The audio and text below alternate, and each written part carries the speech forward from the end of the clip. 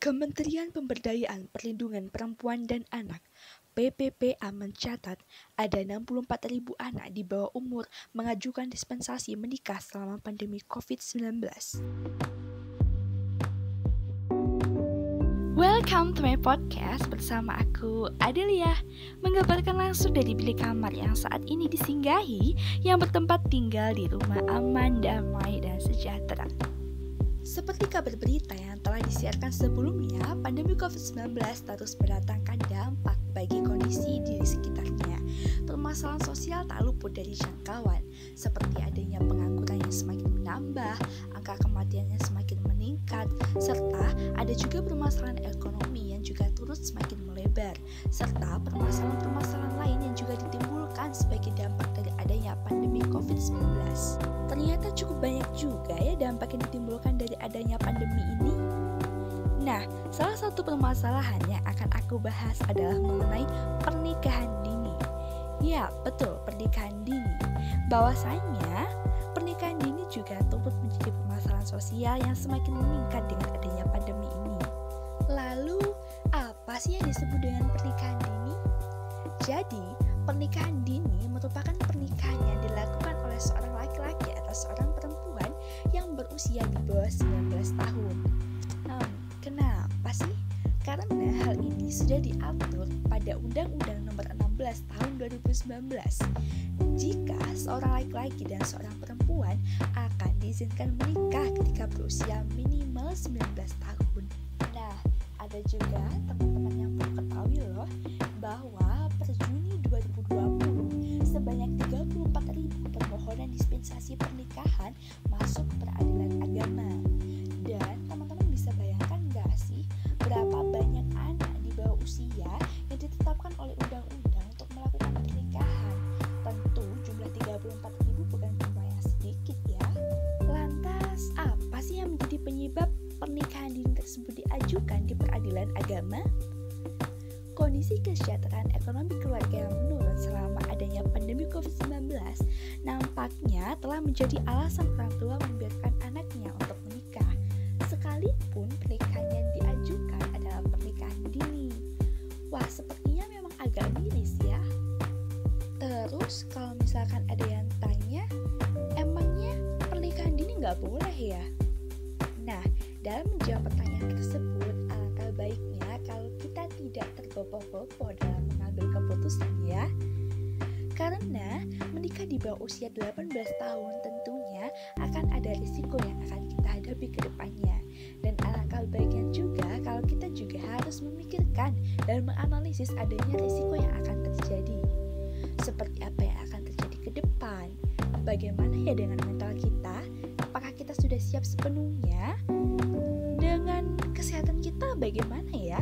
Apakah kedepannya kesehatan kita juga akan semakin membaik dan bagaimana cara kita menghadapinya? Ya minimal kita harus tahu dong ke depan kita bakal seperti apa. Berbicara mengenai resiko yang akan dihadapi ketika menikah dini, ternyata cukup fantastis kalau dibayangkan. Bagaimana tidak bahwa menurut sumber yang dikutip dari alodokter.com, pernikahan dini akan memicu meningkatnya risiko kehamilan di usia muda, di mana bayi yang dilahirkan berkemungkinan lahir secara prematur serta mengalami masalah pada tumbuh kembang anak. Dan risiko lain yang mungkin akan dihadapi dari pernikahan dini adalah bahwasanya pernikahan dini akan memicu seseorang memiliki tingkat sosial dan ekonomi yang lebih rendah. Wah, ternyata apabila tidak dipertimbangkan dengan baik, risiko yang akan dihadapi besar juga ya. Nah, terus langkah apa sih yang seharusnya kita lakukan biar tidak salah dalam mengambil keputusan?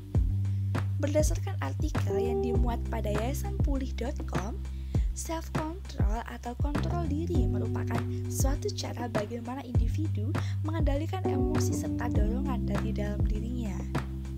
Nah, kita nih sebagai seorang manusia tentunya dalam menjalankan aktivitas sehari-hari pastinya melibatkan dong yang namanya self-control. Saat kita melakukan perencanaan, menyelesaikan masalah, dan bagaimana cara kita mengambil keputusan, tentunya kita melibatkan yang namanya kontrol diri. Lalu, apa sih kaitannya kontrol diri dengan pernikahan dini? Setidaknya ada 4 step atau 4 tahapan yang akan menjadi bagian dari kontrol diri yang dapat dilakukan sebagai upaya mencegah adanya pernikahan dini. Yang pertama, memahami. Nah, di bagian memahami ini, kita harus paham nih, bagaimana cara kita mengenali diri kita sendiri. Paham bagaimana cara kita bergaul dengan menghindari pergaulan yang toksik ya pastinya.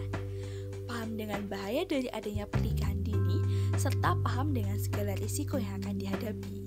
Dengan cara kita memahami, kita akan semakin mudah untuk mengendalikan diri. Pokoknya banyak-banyak literasi ya, biar makin paham dan gak salah kaprah ke depannya. Yang kedua ialah dengan melihat kondisi.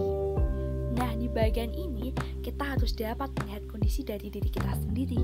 Dengan melihat seberapa siapkah kita untuk menikah di bawah usia 18 tahun, bagaimana dengan kondisi kita ke depannya, bagaimana dengan mental kita, apakah kita sudah siap menanggung baik senang ataupun susahnya. Jangan sampai hanya menanggung senangnya aja ya, tapi nggak mau menanggung resikonya.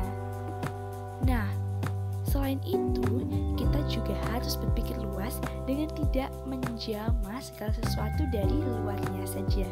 Dan yang ketiga ialah dengan berdiskusi. Nah, ini adalah suatu bagian yang gak kalah pentingnya juga ya. Karena diskusi itu perlu, terlebih dengan orang tua kita atau orang terdekat yang sudah berpengalaman. Dengan kita berdiskusi, maka akan semakin membuka lebih lebar wawasan kita ke depannya. Dengarkan dengan baik dan ambil hikmahnya ya. Di bagian yang terakhir, yaitu di bagian keempat, ialah evaluasi. Nah, pada bagian final ini, gimana sih dengan keputusan kita? Lanjut atau nunda dulu nih? Nah, mau lanjut nikah atau nunda dulu sampai siap? Nah, di bagian akhir ini harusnya kita dapat memastikan bahwa apapun keputusannya, kita harus siap untuk berjuang dan bertanggung jawab terhadap segala risiko yang akan kita tanggung. Wah, ternyata sudah cukup lama ya kita membicarakan topik mengenai pernikahan dini serta 4 tahapan sebagai upaya kontrol diri dalam meminimalisir adanya pernikahan dini. Nah, semoga 4 langkah tersebut dengan memahami, melihat kondisi, berdiskusi, serta evaluasi dapat membantu teman-teman ya. Oke, cukup sekian podcast ini berlangsung. Dan tak lupa kritik dan saran sangat diperbolehkan ya. Terima kasih dan sampai jumpa.